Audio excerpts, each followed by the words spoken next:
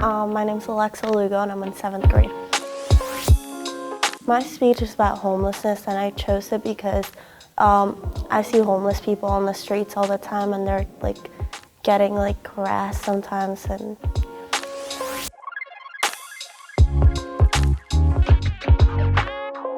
how much do we do for the homeless? Sure, we give them $1 or $2 once in a while, but imagine, what if you were the only person that gave them money that day? They would have to live off $2 that day or maybe even days. Some homeless people are just people that lost their jobs or their parents kicked them out.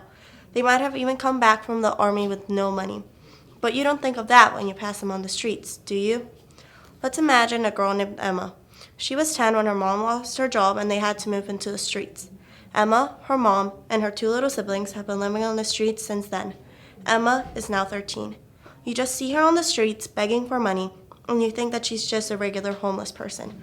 But the truth is, there's not just a regular homeless person. Emma's dad was a drug addict and died of an overdose when Emma was 6. Her older brother couldn't take the pain and committed suicide when Emma was 9. Emma was always getting bullied at school. She had to change schools 7 times. Emma's as old as most of us in this room. Imagine living through all that.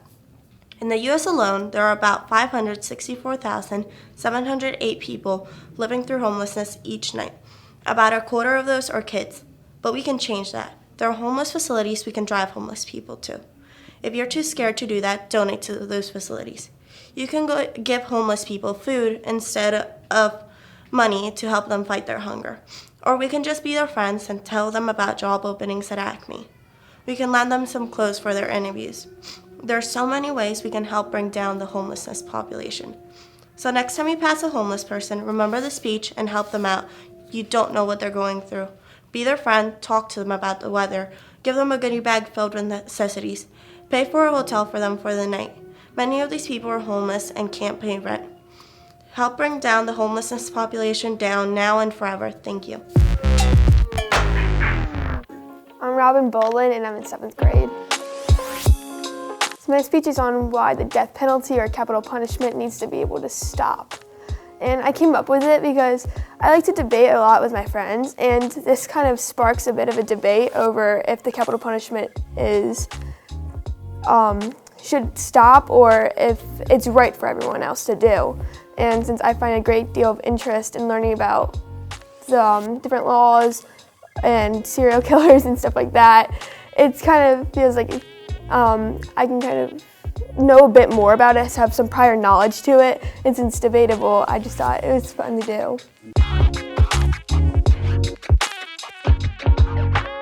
Should the capital punishment be an option?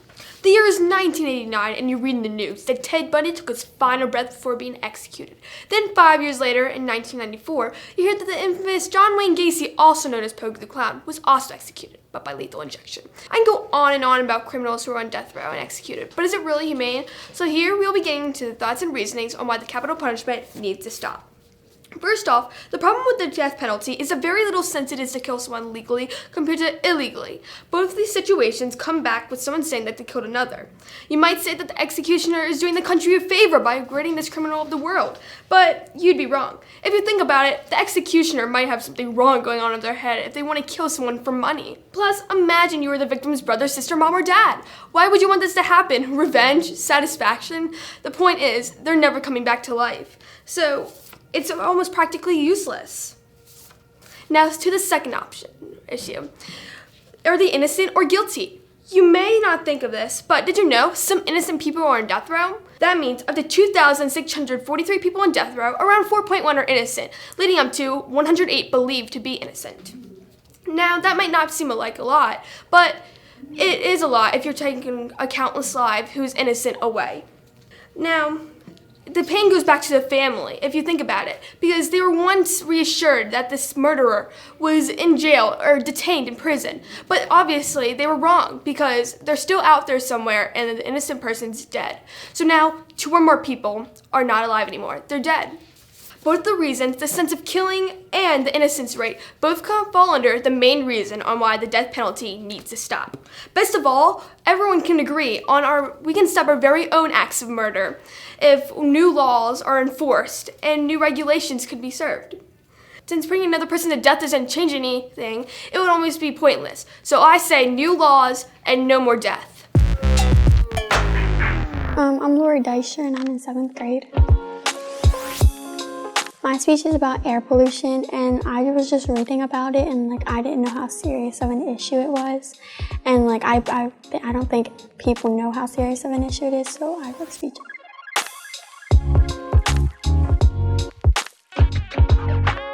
Can you believe that some people are dealing with serious health effects such as lung cancer, asthma, and premature death, all because of the air they are breathing? How about waking up and going to sleep, not even being able to breathe without knowing that what you were breathing is bad for you?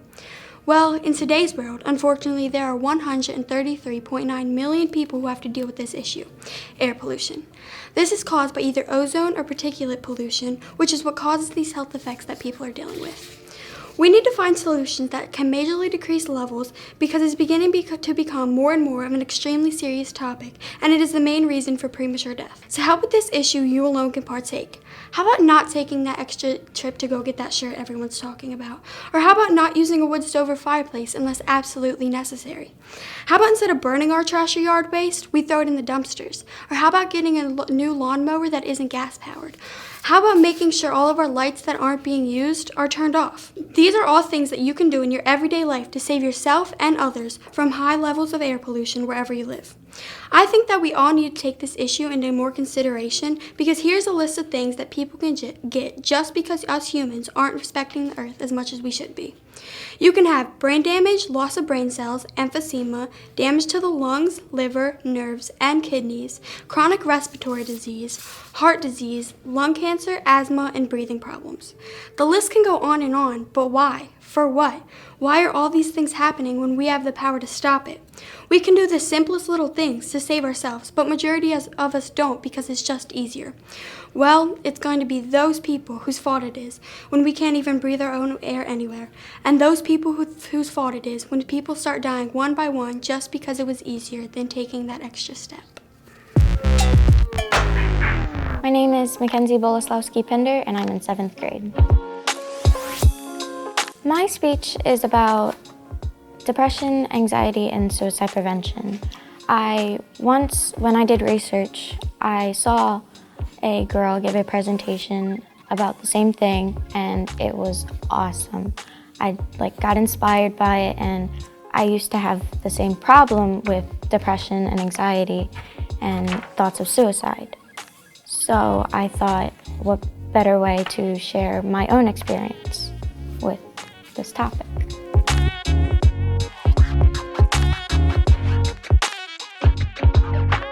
How many people in this room have ever felt alone? How many have ever broken down in tears from some type of emotion they cannot necessarily explain? How many have ever felt depressed? Things we are never allowed to talk about. We all struggle and hurt. All of us trying to achieve an illusion of perfection or a dream of true happiness. But in truth, happiness isn't something one can obtain and keep for themselves. It isn't something a pill can give either. See, happiness is medicine itself. According to the World Health Organization, 350 million people worldwide suffer from depression. According to Huffington Post, 34,000 people have committed suicide this year alone. Yet mental health is still being treated as if it is only a side effect from us not getting that daily dose of happiness. In America, the best solutions we have for anyone with the bestest thoughts of self-harm is to medicate, but never to stimulate. We never once consider helping these people who suffer from very real illnesses understand that they are not alone. As our skeletons remain locked away in a closet, we can go about our day pretending we're okay, refusing to talk to one another. The barrier of having to hide one's emotions will inevitably cause them to collapse when the weight becomes unbearable. As teenagers, our emotions and actions are blamed on hormones and immaturity, almost as if not being able to get out of bed in the morning due to depression or having an anxiety attack when being called on in class is due to a lack of calcium in our diets. Mental illness isn't something that gets better on its own. All I ask that we as human beings start a conversation about mental health, one that can save a life. It is our responsibility to promote positive awareness about the stigma surrounding mental health. In doing so, we can create hope for a better day. We can talk about it. As a society, The least we can do is speak for those whose voices remain trapped in the subtext of their own stories, in fear of persecution, when seeking to help fight the demons they may battle against every day. Talk about it to save a life. My name is Cunningham and I'm in 7th grade. My speech is on animal cruelty, and ever since I was little I've always loved animals and really had a passion for them, and I've wanted to be a vet for a really long time, and I have 3 dogs at my house and I just couldn't imagine what other animals have to go through in the world.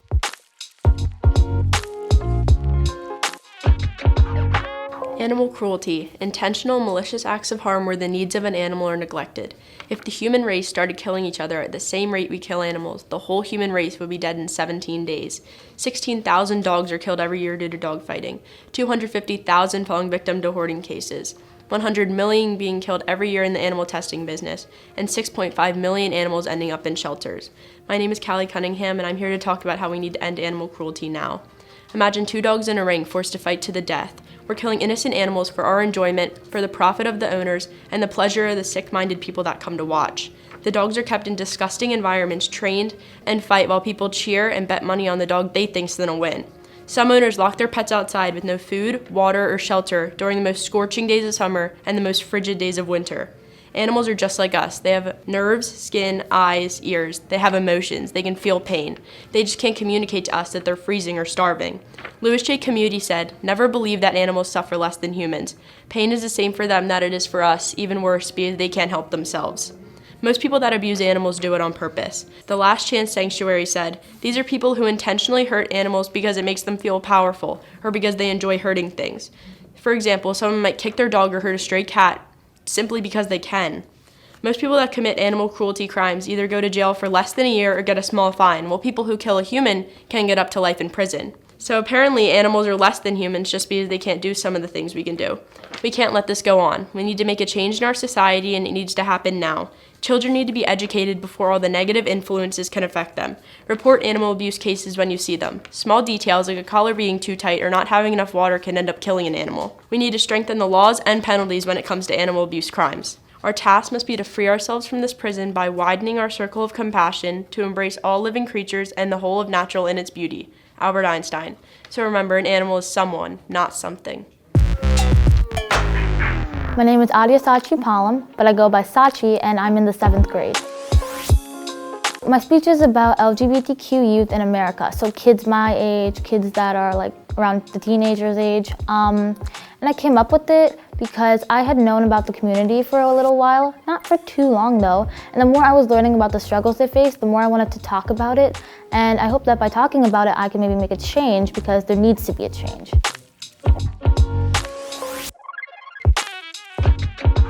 In 2018, the Human Rights Campaign did a report on LGBTQ youth in America. There were more than 12,000 respondents, ages 13 through 17, from all across the country. Each of those respondents was a unique individual, but unfortunately, a lot of them were facing the same problems. 95% of the respondents had trouble sleeping at night.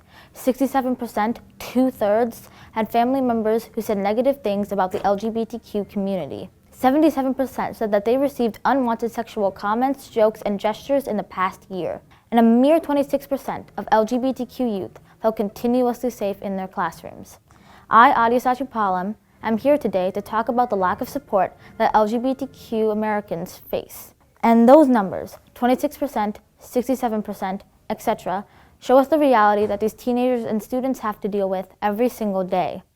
LGBTQ youth are human beings who deserve respect, and they are children who deserve love and acceptance. But even though they never got to choose who they are, as none of us do, we still feel it reasonable to attack them. And with powerful people spouting words of hatred and division, what can you, as a citizen, possibly do? Actually, you can do a lot, because you don't have to be a rich politician to be able to do great things. Donate to charities that support LGBTQ youth, such as the Trevor Project. Be mindful of what you say to others regarding their sexuality or gender identity. Students, if you see mistreatment of your LGBTQ peers, report the intolerance. Do not let them suffer. Every kind message, every hug, and every small action can make a big difference. So don't let prejudice dictate how you treat others in your life. It's time to show LGBTQ youth in America that we got their back. My name is Cruzi, and I'm in the 7th grade. My speech is about self-worth, and I chose it because there are a lot of kids out there who are very young, who go through a lot of depression and anxiety because of, for many reasons, like their parents or school bullies, and I want to let them know that they are okay and they do deserve everything, even though they might not feel it. Imagine walking by a mirror and looking at your body, finding every single microscopic part of you a flaw that is a mistake you could have fixed. Millions of teens go through this every day. There are children as young as 9 who don't want to live because they believe they are worthless.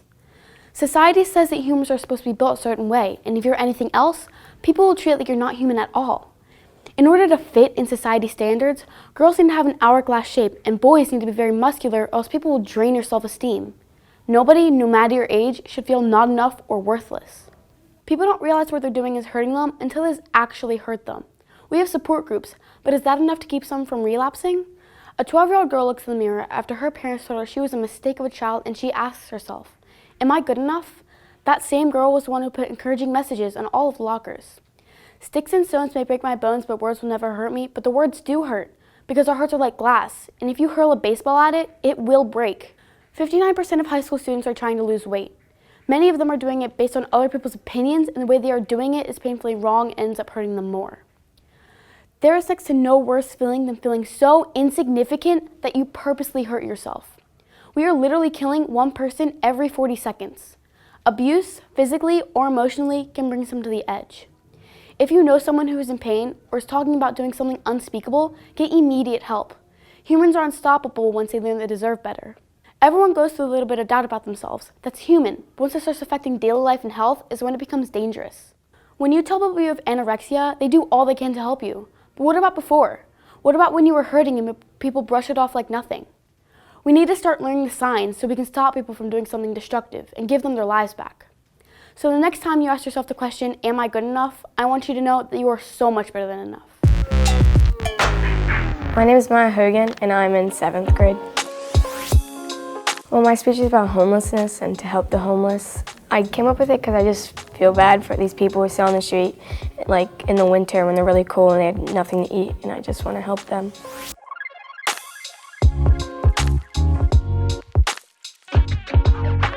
Imagine you're sitting on the sidewalk with all your personal possessions next to you, and there's a building under there, air vent so you can stay warm.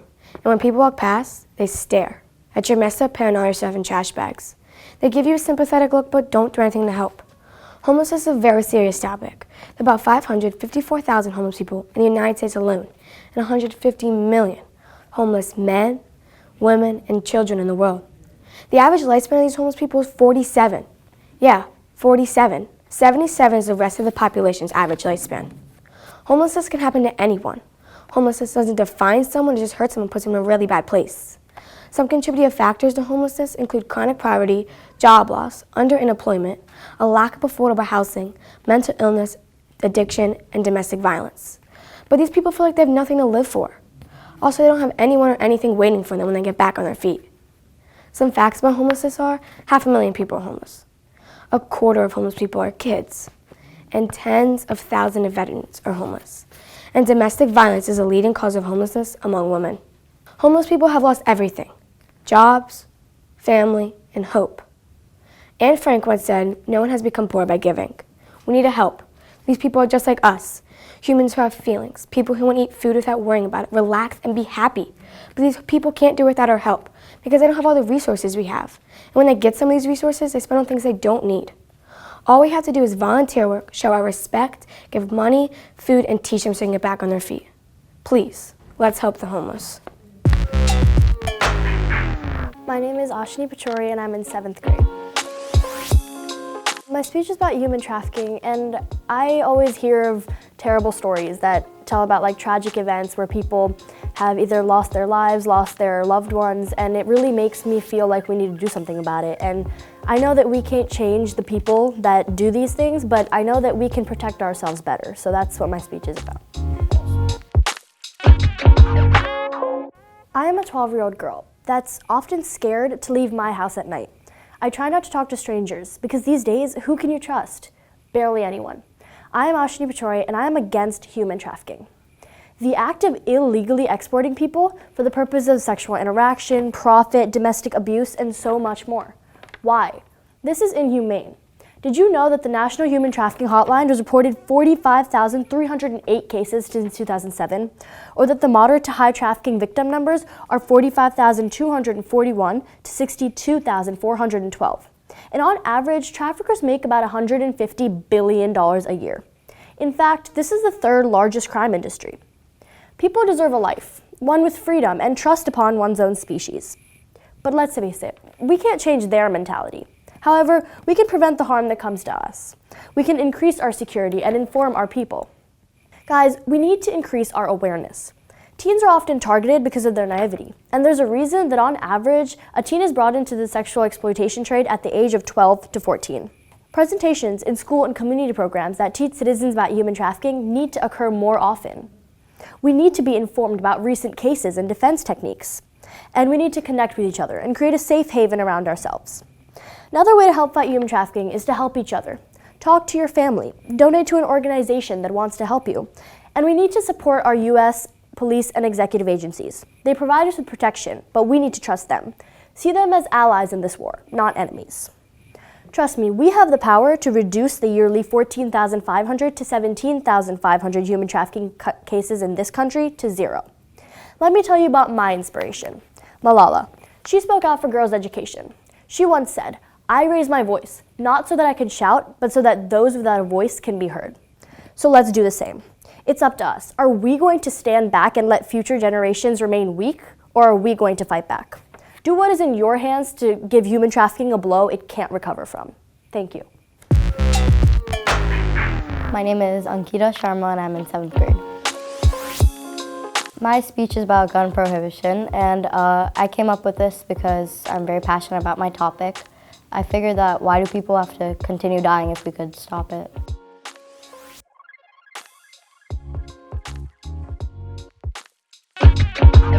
Hello, my name is Ankita Sharma, and today I'm going to be talking to you about prohibiting gun ownership. I understand that people want guns for the assurance of their own safety, but if guns get into the wrong hands, anything can happen. When the shooting in Marjorie Stoneman Douglas High School happened in Florida, 17 lives were taken. The victims were aged 14 to 49 years old. Imagine that you are the parent of a kid who goes to school. One day, you're at home and the school calls you to tell you that your child has been involved in a school shooting and was a victim. As a parent, you would be devastated and shocked upon hearing this news. It is not just the victims who suffer from these shootings, it's also the ones close to them, like family and friends. Only 3 countries, US, Guatemala, and Mexico, protect the right to bear arms in their constitution. But we are the only country without restrictions on gun ownership. So many countries have tightened gun laws after severe shootings occurred. Yet we haven't done anything after so many shootings. In 2018, 340 mass shootings happened, and in 2017, 346. Guns should only be handed to the trustworthy officials and not to the common man. We need to realize that the Constitution was made in 1791, and it is now the 21st century. Back then, the law was only approved to prevent others from going to people's property and committing treason. Nowadays, anyone with a gun can do more than just go into people's property. They can do things like mass murders, suicides, homicides, etc. The fact that you can walk into a shop and get a gun that belongs in the army for under $1,000 is absurd. Usually people say, guns don't kill people, people kill people. This is true, but whoever can get a gun gives them the advantage over another person. If guns were banned, people would probably use other weapons that aren't as fatal, but there's still a chance to protect yourself. If someone has a knife, you could probably run away or do something to harm them. With guns out of people's hands, we can stop most of the crimes in the U.S. When you turn on the news, there will be less deaths than you see today because guns will be prohibited and more innocent lives will be spared. I'm Newman and I'm in grade 7. My speech is about how money can't buy happiness. It's like about how people shouldn't focus their life on money. I came up with that because I was kind of just browsing the internet of speech topics because we were supposed to do a speech. So and then I saw philosophy speech topics and I really liked that one. So yeah.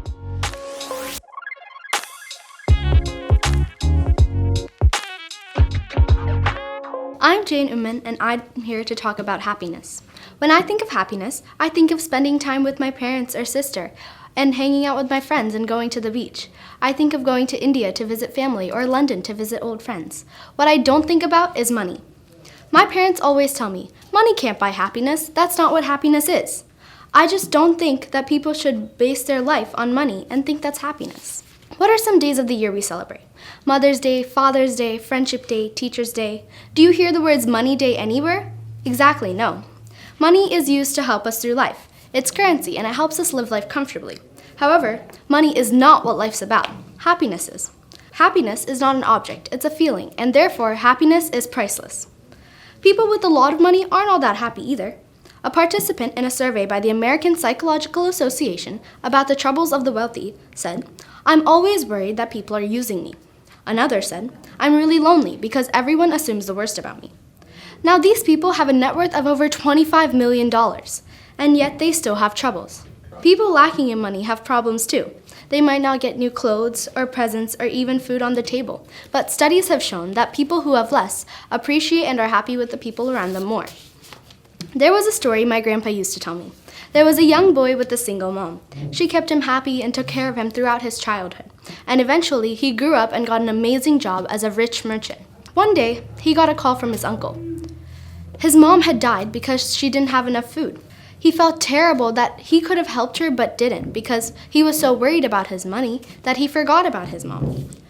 He realized that the one person who had given him happiness throughout his life was now gone and no amount of money could bring her back. He learned that money wasn't everything in the world.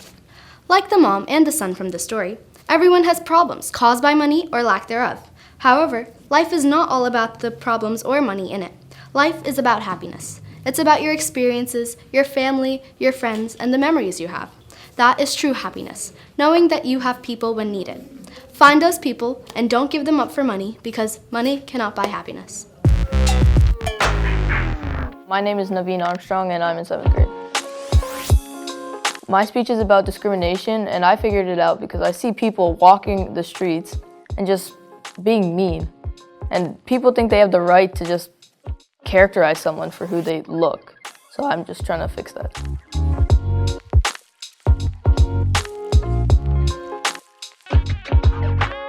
Some may say they're satisfied with their life, but many people are affected by a negative mentality pressured by others. For what skin color you are, for the way you look, and even how you're physically built, some people will always have something negative to say. These things go under the category of discrimination. Without even knowing the person, people already have an idea about you, which is unfair to all that just want to prove themselves. Remember, there's always a good in difference, and being unique is not a problem. To others, you may look unpleasant or weird or ugly, only matters what you think. There will always be a person out for you, like some sort of bully, but don't let that affect you. Your mentality can be affected and become very negative. Things like depression, suicidal thoughts, and anxiety can occur from too much negativity or pressure. A major part of discrimination that goes on are arguments about race. There are so many racial issues people need to face just being a different skin color than someone else. In 2013, there were 44,480 hate crimes recorded by the police. Of these crimes, 37,484 were recorded as racial hate crimes. That's more than 80% of those crimes recorded as race. There's groups like Nazis, KKK groups, and Confederate flag believers. They have something against other races. So there are people that would fight. Racial fights are a big thing, not just here, but around the whole world. In 2014, there were 47,571 racial incidents recorded by the police. That's about 130 incidents per day. The fix to this is simple. If you don't have anything nice to say, just don't say it. People may not be comfortable around different people, but that does not mean you should be negative towards them. In my opinion, you can only judge someone once you completely know them. So make sure you see the right traits in someone, and do not disrespect anyone for who they came out to be.